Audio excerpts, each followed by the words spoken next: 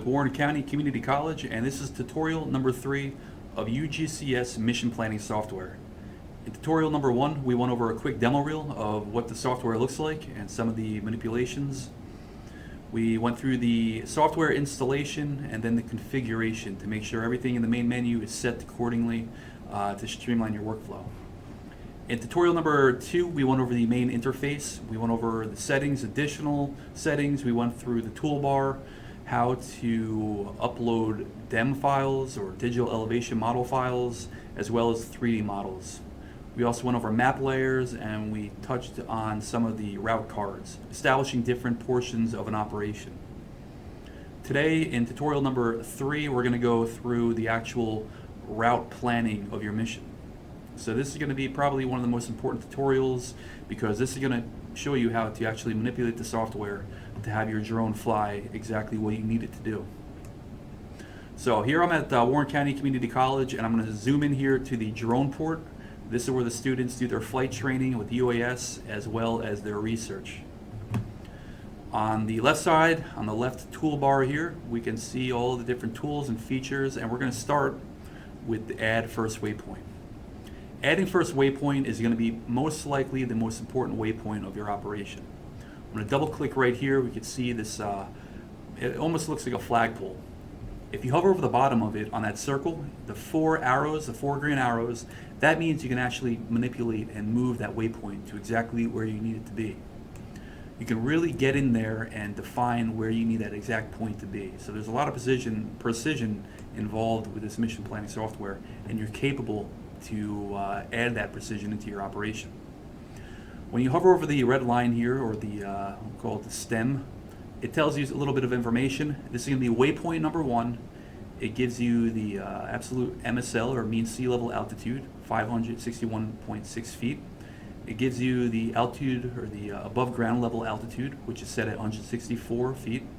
And it even gives you the terrain elevation, which we have at 397.6 feet.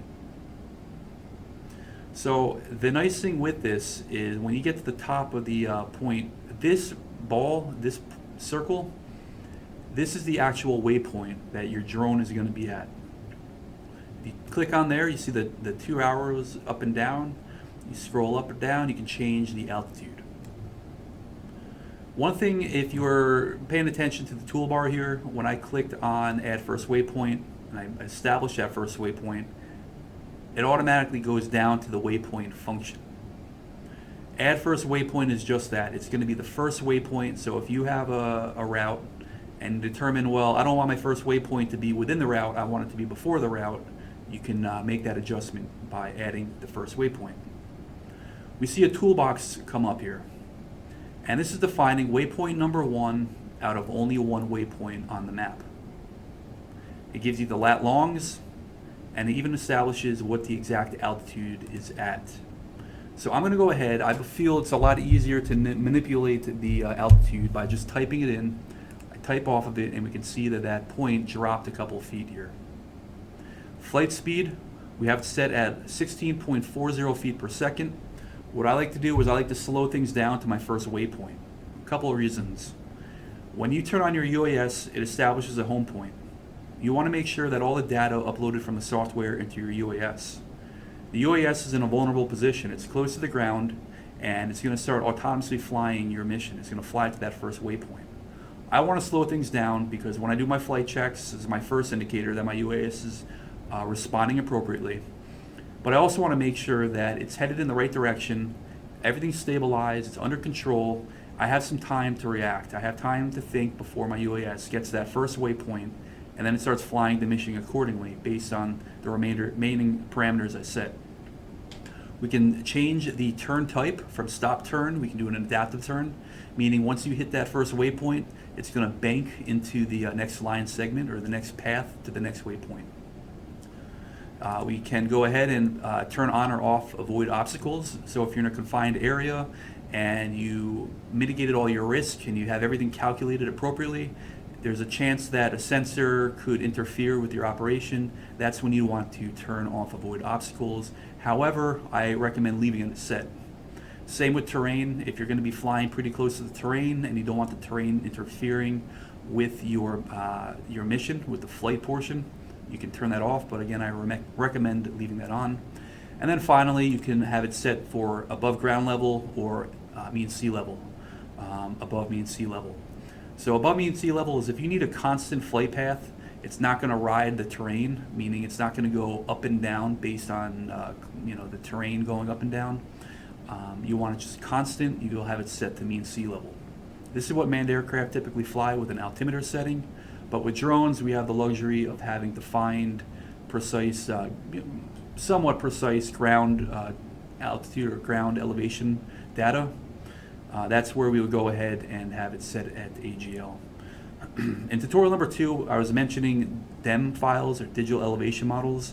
If you really want to precisely define the exact altitude above ground, you don't want to go through the SRTM data, then you can go ahead, upload whatever photogrammetry data you obtained, maybe through a prior mission, and you can actually install that and upload it into UgCS to have even more precise elevation data. But that's a little more advanced. Let's just continue on here with some of these tools. Finally, at the bottom here, we see another tool pane. We can go ahead and adjust what the UAS does or the camera does at each point. So once the UAS gets to waypoint number 1, we can wait, defined by seconds and duration. We can go ahead, set the point of interest. So we have different lat longs we can do where the camera focuses on. We can change the UAS yaw. We can set the camera by altitude. We can roll it, we can tilt it, yaw it, whatever you need to do with your sensor. We can set the camera mode, start recording, stop recording. We can set the camera by time. So in intervals, it'll take a number of pictures, how many pictures per interval. We can set it by distance. So the UAS flies every 10 feet, it takes a picture. And then finally, we can set a panorama. So some nice functionality you can do at waypoint number 1 with the most simplest settings. So I'm going to scroll down here and we have a takeoff function.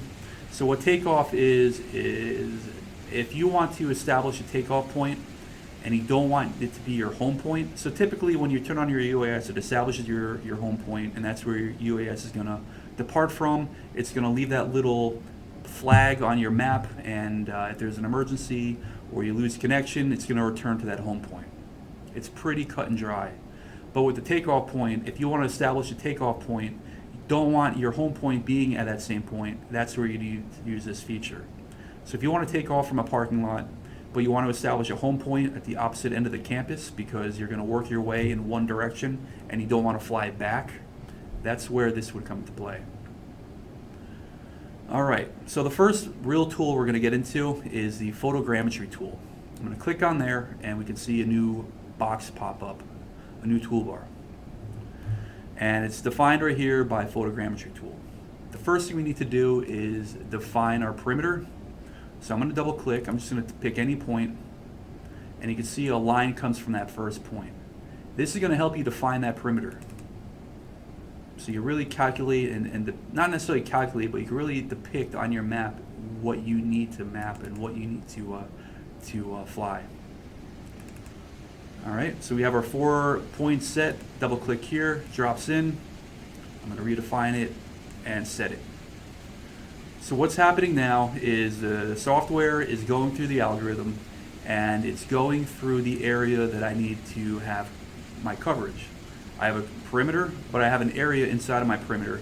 So what the software does is it automatically calculates the parameters of your UAS. So waypoint number 2, which I hover over, is going to be 531.2 feet AMSL or 134.4 feet AGL. Tells you the terrain elevation, which we discussed under waypoint number 1, and then it gives you additional parameters. It tells you the square footage of your area, how that footage was calculated for the footprint. It gives you a number of passes, so you get some detailed information once you hover over each waypoint.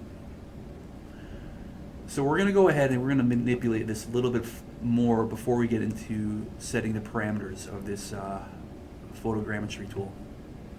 The blue arrow in the middle here You scroll to the bottom of it. I'm going to go to the outer circle. We have 2 arrows highlighting a green circle on the bottom. I click. I can rotate the entire area. Okay, it's going to recalculate based on the changes because there's only a couple degrees off, but it still has to recalculate. I now scroll to the inside of that blue arrow, and you can see 4 small green arrows appear. Just like on waypoint number 1, those 4 green arrows pointing out allow you to maneuver and move that entire area, that search area, or not necessarily search area, but the area of interest. And then finally, if you get to that green arrow at the very top, the large one, based on the conditions, you might want to change the direction of your route. Conditions could be the sun's rise or the sun setting. You don't want to fly into the sun, so you might offset your operation to not fly into the sun and not acquire all that data looking with your sensor looking into the sun. And if you had your sensor at an angle, that's where this would come into play. Most realistically though, if you're flying a photogrammetry mission, it's going to be the wind. You don't want to fly into the wind because you're flying in the wind, slowing your UAS down, and then you're flying with the wind, which is going to speed your UAS up. So you want to fly perpendicular to the wind. That's a nice feature here. You can change that direction of angle. And you can see every time we do it, it recalculates your entire mission and it sets it accordingly.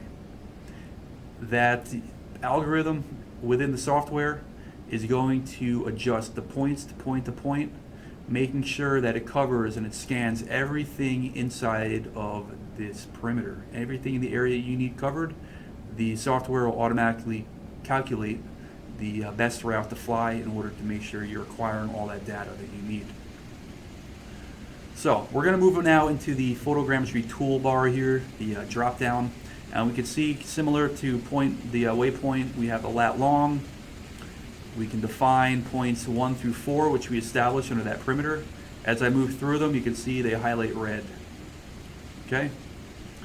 So we'll go back to waypoint number 1, and we have different parameters we can establish even further. The flight speed, we can set a little bit faster. You don't want to go too fast because you're going to have some errors and disruption within your imagery. You can turn your type, stop and turn, or you can do adaptive turn. Your camera, so I'm flying with the DJI Mavic Pro. Yes, an older system, but it's good for my demonstration purposes. This is the stock camera. But if you had a system with multiple cameras, say 2 sensors on a larger UAS that you're flying, then you can establish which camera you want to cover this portion of the operation. Your ground resolution we have set to 0.50, and this does a couple things. It automatically calculates for you. So at 0.50, it is determined that 134.4 feet above the ground, factored in with the focal length of the stock sensor, that is the best altitude in order to accomplish a ground sampling distance of 0.50. Say we want to go even finer than that, we want more detail. I'm going to move it now to 0.25 and watch what happens. It's processing this adjustment, and we can see that the UAS now flies closer to the ground and there's more waypoints. It takes more pictures closer into the ground at closer intervals. And it's doing that because there's a much more detail we need from the acquisition, and that's why it's changed this way. I'm going to change that 0.025 back to 0.50 just to clean it up so it's easier. It's a little easier, a little less clutter on our screen as we continue on. Forward overlap we can control 60%, side overlap 50%. Let's change side overlap to 70% and see what happens. 70% side overlap, we can see the altitude remains the same based on the focal length and zoom of the stock sensor. At 0.50, it stays at 134.4 feet AGL, but now you can see with that side overlap, we have closer routes, we have closer paths. So that's how that manipulation works. We have the camera top facing forward. We can adjust the direction, the angle of the camera.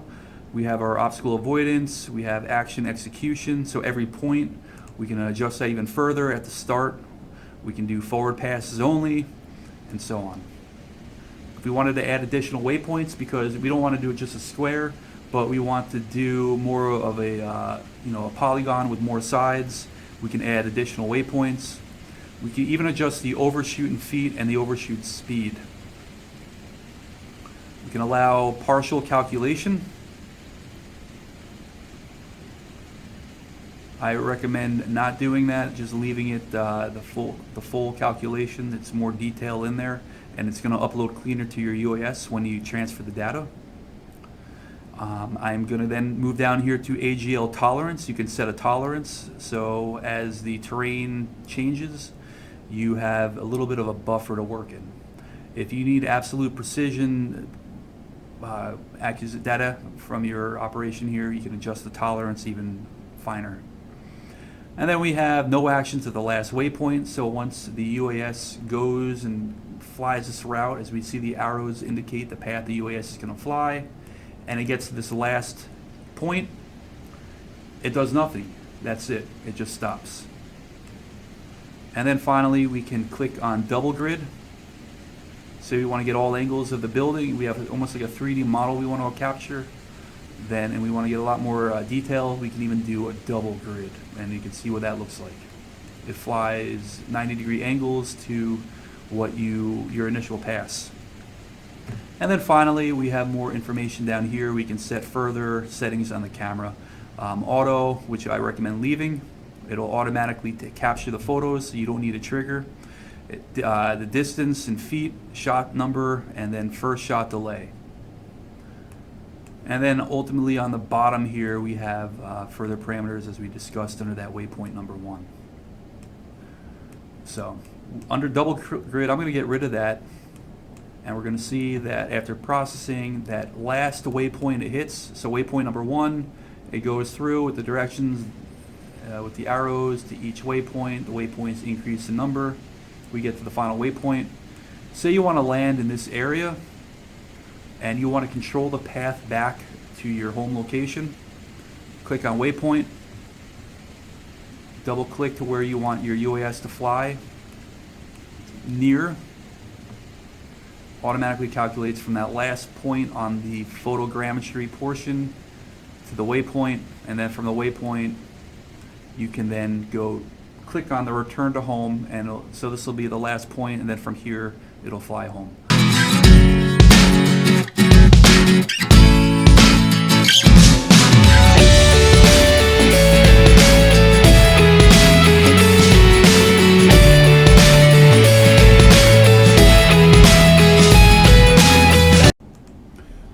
So we just went over the photogrammetry tool, and we're going to now get into the area scan. So just like area scan, or I'm sorry, just like the photogrammetry tool, you're going to go ahead, you're going to map out your perimeter. And the software will go ahead and it will calculate it and determine the best path to cover everything on the ground that you wanted inside the perimeter that you established. One thing that you can do with area scan different than photogrammetry, because photogrammetry is more scientific, there's a lot more that can go into setting of the parameters, and then it'll automatically give you an assigned altitude to match those parameters. With area scan, you can actually go ahead and change the altitude. So right now we have it set at 150, you can see what that looks like. Let's drop that down to 100 feet AGL. And you can see it's lower in there. Another thing you can do is you can change the altitude mode. So we have it on AGL, measuring it off of the ground level. I'm going to go ahead and put it in AMSL, or mean sea level. And I'm going to say, let's 400 feet AMSL. I'm going to click off of there. It's going to process that input. AGL of the part of the segment is less than the safe altitude of 16.40 feet. The reason we got this error message pop up here is because the elevation in this area on this field, if you look at the bottom left there, you can see it's 417 feet. So I set the flight height at 400 feet, which is below the MSL of the land over here. So that's why it errored. So let's move this up to 600 feet AMSL, which is now above the elevation for this area. Again, we're referring to the data displayed in the bottom left where you move your cursor. And we can see that it could process this data successfully. So now we're showing 600 feet AMSL. Let me go into the parameters here further. I'm going to show you an elevation model. At 600 feet AMSL, we can see it's riding it. It's a constant AMSL altitude. This is as aircraft fly over the ground, manned aircraft, when they're flying MSL and their instrumentation on an altimeter, it's a constant.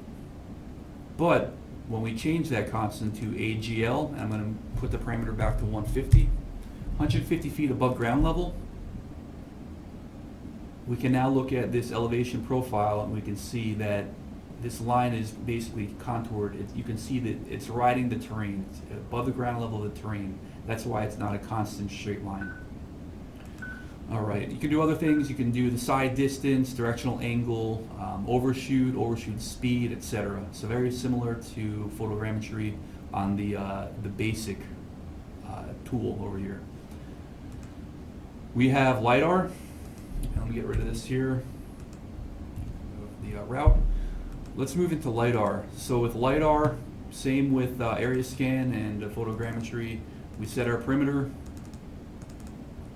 And with LiDAR, the light detection and ranging sensor, sending pulses of energy down and receiving them back, where we can actually formulate data from those measurements of the inputs.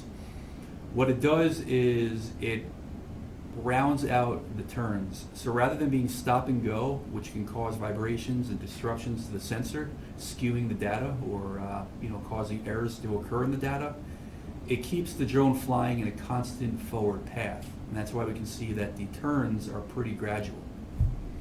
Going over here on the left side on the actual tool under the LiDAR area, again, very similar. We have FOV degrees, we have altitude mode, flight height.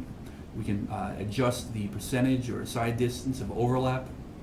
We have some ground sensor stuff we can change. We also have loop turn angle 30. We have straight flight after turn. So we can adjust some of these angles when we want to set the parameters accordingly based on what kind of sensor, how high we're flying, what speed we're flying. So let's say the corner radius in feet, we'll say now 30. We'll go from 50 down to 30. And you can see the turns now are a little bit tighter. Okay, so that's how the LiDAR mission planning tool works. Very similar to the other examples. We have turn around a point, or rotation, or I believe it's called circle in the application. You just double click on it, on wherever you want to fly, and you can see it drops down, almost looks like a cylinder. And very similar to the other functionality, if you're moving a waypoint around, you can move the whole circle or point around, turn around a point around. You can raise it and lower it. You can also go on the edge and you can expand the radius. Let's go over here now to the circle tool. You can control that flight speed, the turn type, stop and turn, or adaptive, number of laps. So right now it's set on you want to do 3 orbits before you move on to whatever else you want to do. You can do counterclockwise or clockwise here.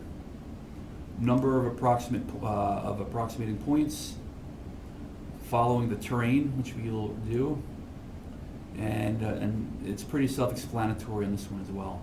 The other nice feature with the circle or turn around a point is you can adjust a little more of the camera. You can set the POI or point of interest, and you can do auto, so you can do, rather than waypoint initiating of the camera, you can do time or distance. That can all be done in this area.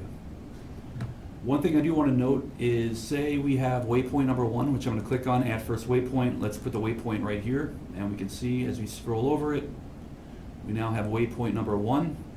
It goes to waypoint number 2. This turn looks like I had it set under the turnaround point was going to be clockwise. You know what? Actually, it looks like I had it set as counterclockwise.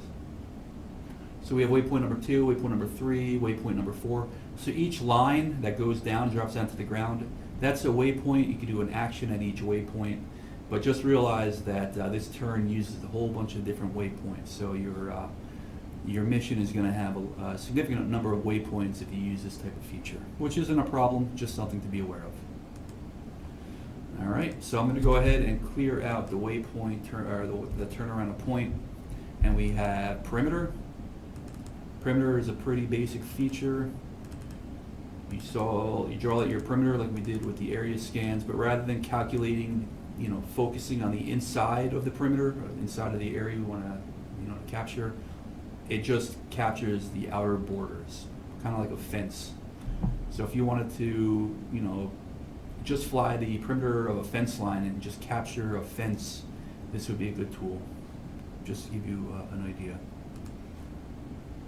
Go ahead and close out the perimeter function, and now we have facade scan. For facade scan, I'm going to go up to the college a little bit closer to give you an idea how this works. This is where working with a 3D model will come into play. If you have a 3D model climbing, rising above the ground, where you can zoom in and scroll around it, it's easier to work with that type of format. With this, we can kind of see that one to kind of two-dimensional view here. I'm going to go ahead on this annex of the building, and I'm going to draw out the side of the building I want to capture. And we can see that it basically draws a line. And I'm trying to get this to... Let me go back into that facade scan feature here. And then I'm going to put a waypoint here. All right, it took. So what we can see here is on that side, it goes up.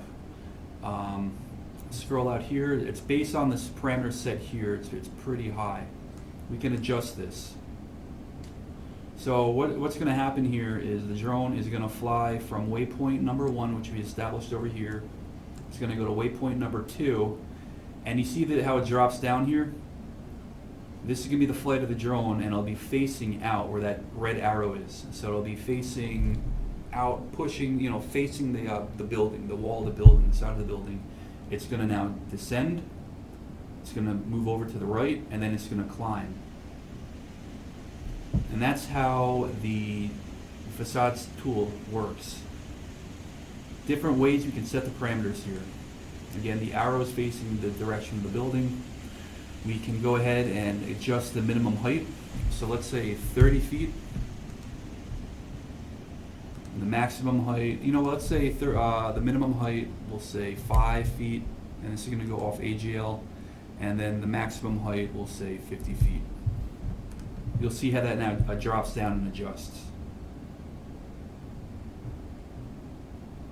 All right, you then have the distance of facade feet, so you can set the actual distance from it. Let's say 10. And AGL to the part of the segment is less than the safe altitude of 16.40 feet. So in this example, we're going to have to go higher than what I set for 5. So let's put 20 feet, and then we have 50 feet, and we can see the green segment here. That's going to be the area of the facade that you're going to scan. We also have side overlap, 30. Let's say we want more detail in our data. Let's say 10 feet. 10 feet, it's going to fly more passes. So it goes from waypoint 1 to waypoint 2, down and up and down and up and down and up and down. That's the facade tool. It's pretty simple to use. It's just you got to play around with it, get everything set accordingly, so you're going to be able to get that scan that you need. I also suggest making sure that you're going to capture a little bit more than the borders of the facade, so you have more data to work with as you go through the post-processing. And that is the facades tool. Go ahead and delete that as we move on. We have corridor mapping, which I'm not going to really get into, but with the corridor, you basically have this box here, and you're going to control the flight path. So what happens is it goes from waypoint 1 to waypoint 2, and you're going to be operating inside of this corridor, and that's the path the drone is going to fly. If you need to tweak it, but you can see the borders of that corridor where as the camera, the sensor faces out what it's going to capture. You can even set the ground resolution distance. So I'm not too familiar with the corridor scanning feature of this, but the corridor scanning as well as the LiDAR corridor is very similar. But that's basically how it works. We have landing, which I talked, I believe, in the second tutorial here. If you want to depart in one zone and then land in another zone, you can see we have waypoint number 1, UAS will fly to this waypoint, or you can depart from a certain zone, have it fly to waypoint number 1, and then this is actually where the drone is going to fly to, all the way up here, and then it's going to descend to this area. We have creeping lines, so if you want to get it to search and rescue, this is where this comes into play. Pretty cool tool here. Let me just drop down waypoint 1 a little bit here. So let me click on the creeping line. Creeping line is a search and rescue tool where if you are going to be looking for a lost subject based on a last known position and a direction, you're going to want to use this tool. So we'll say that the individual is last seen in the middle of the drone soft landing pad area over here. So they're last known to go from this center area and working their way southbound. That was the last known position and direction. What we would do is start the search all the way up there, moving in a direction.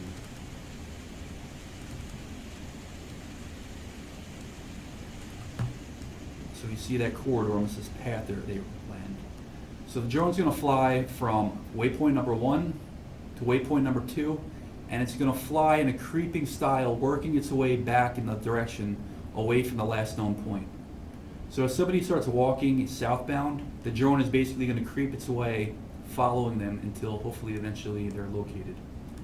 A nice rollout tool, so if you're in a rush, you can use this setting, you can use this feature to really quickly set up your mission planning so you can get operational rather than wasting time on planning the mission. Another tool for search and rescue is we'll use our last known position, individuals last known at the center of the soft landing pad area, the drone port. But this time we don't have a defined direction. We just know this is the last area they're observed, but we don't know they could have gone in any direction. So I'll double click on here and all of a sudden it's going to process and I have an error message. Error message says AGL, the part segment is less than safe altitude, 16.40 feet. So what we have here is the altitude, for whatever reason, defaulted at 0 feet. Let's move this up to 100 feet. And again, this is going to be the expanding square. Now it's able to process that. So giving you a bird's eye view of the expanding square,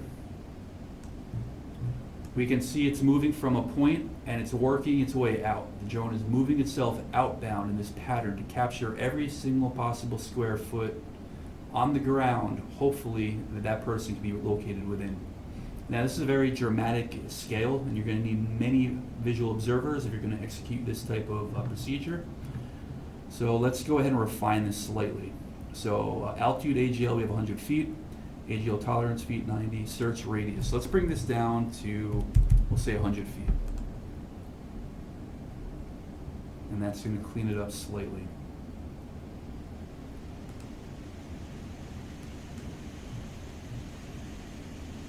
And we can see it's a lot more of a simplistic expanding square to give you just a little more perspective of what it looks like.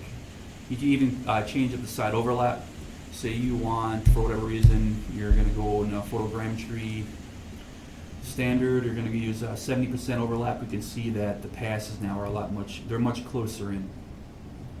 Other things you can do here is you can set your camera to capture footage constantly.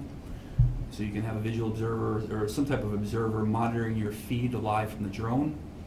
But that's kind of looking for a needle in the haystack. Often when you use an expanding square with a bird's eye view or a nadir view on your sensor, you're going to want to process that with some type of processing software. For example, if you're going to use locate to process all the footage, all the imagery through that type of software to locate or pick up on a certain color spectrum, that's how you can do it. You can have it take photos every 2 seconds or have the camera set for whatever range you're going to be operating in. You can have it on a constant, or you can have it on a timed interval. Typically, if you're going to use like a locate, you'll have a timed interval.